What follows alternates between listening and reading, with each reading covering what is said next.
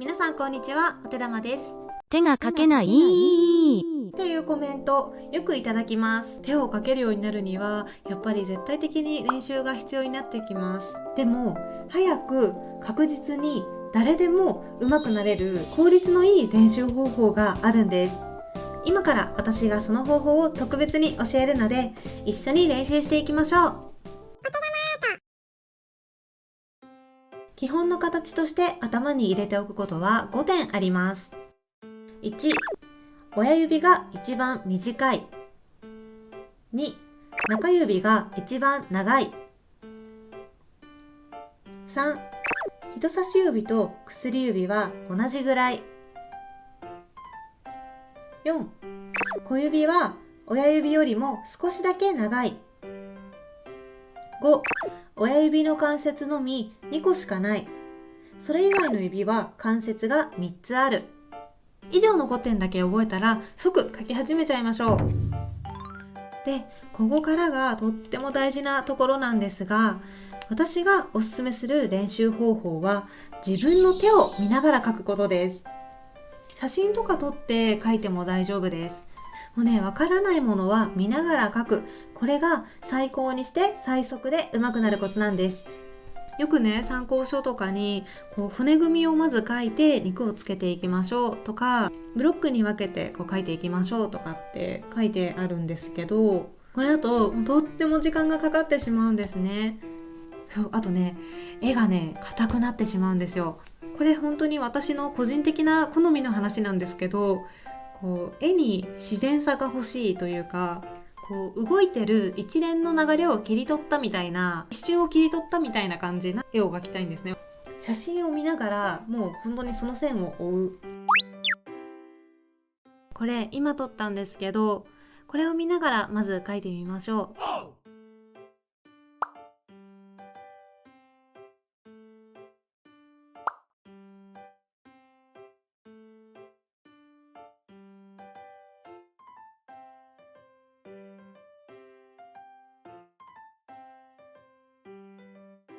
最初からうまく描こうとしなくて全然 OK です。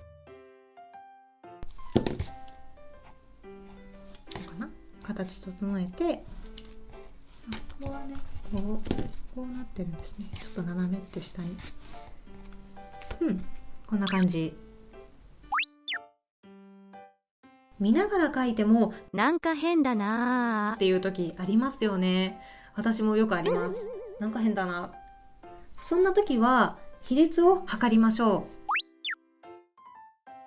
比率っていうのはさっき言ったことと重なってしまうんですが、親指が一番短いとか中指が一番長いとか、そういうことも比率を測ることに含まれます。それの延長線上なんですけど、例えば中指を描こうとしている時に、この長さと手のひらの長さってだいたい同じぐらいだなとか、線の長さを比較しながら描くことです。だいたい皆さん絵を描くときって顔から描きますよね。顔から描いて、体描いて、手描いてとかって進んでいくと思うんですけど、手がちょっとおかしいなって思ったときは顔との比率を測るんですよ。顔が大きさこれぐらいに対して手はどれぐらいの大きさで自分は今描いてるかなってことを確認するんです。ちなみに手って大きさどれぐらいだと思いますか？人によって多分個人差はあると思うんですけど、大体の人が手の大きさが顔と同じぐらいか、顔よりちょっとちっちゃいかなぐらいです。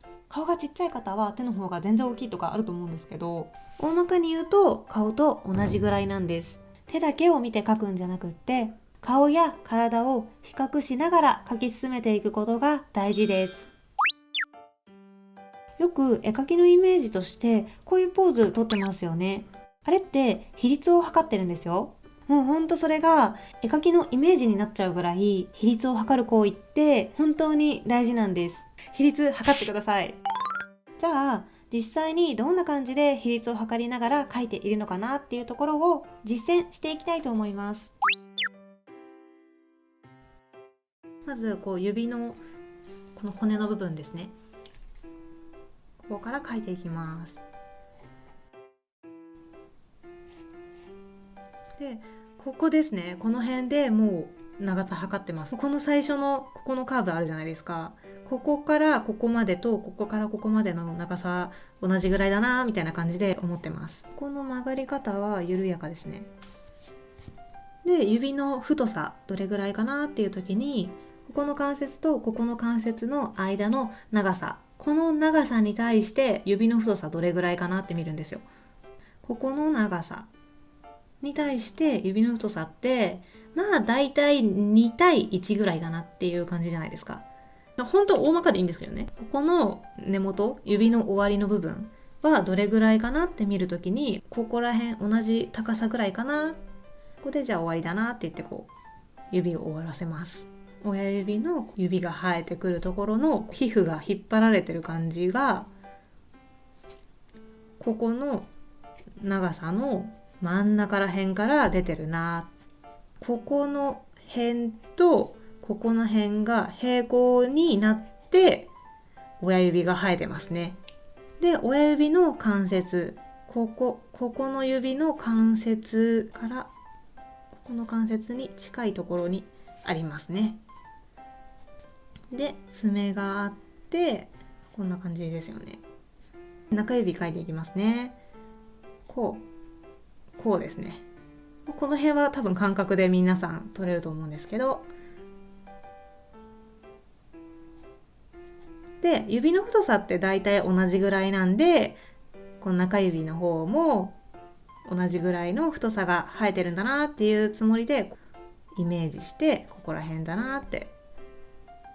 で、指書いて折らせて、こちら側から覗いている中指の先っぽは親指のここの関節の下、この辺から出てますね。こうですね。で、もうすぐに爪になって、このままこう伸ばしていくんで、こう。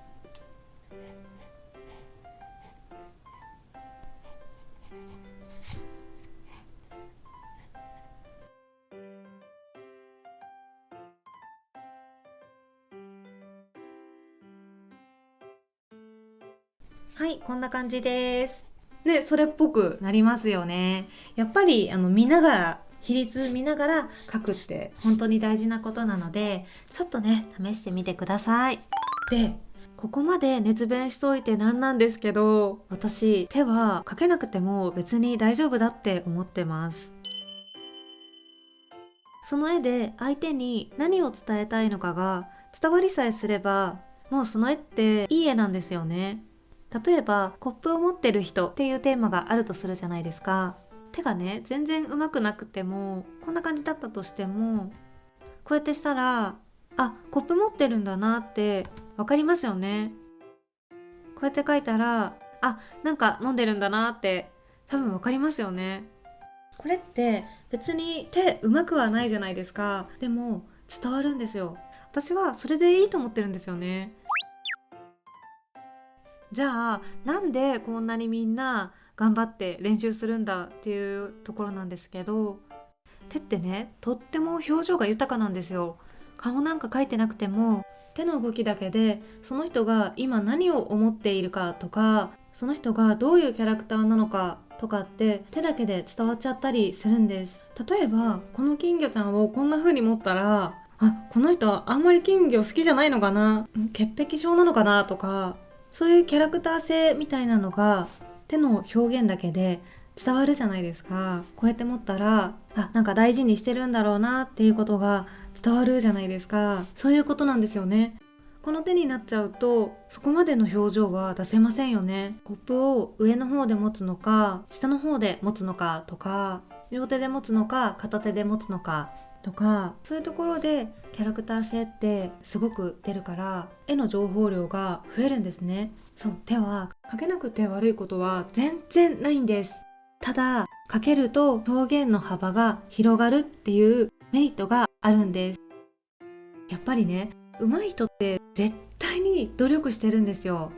絶対に練習しまくってるんですよね。もう何にも練習せずに最初から上手かった人って多分一人もいないです。この世に絶対。誓って。私もね、人生で手何回描いたかな、多分3万回ぐらいは描いてると思うんですけど、それでもまだ練習の余地全然あるなって思います。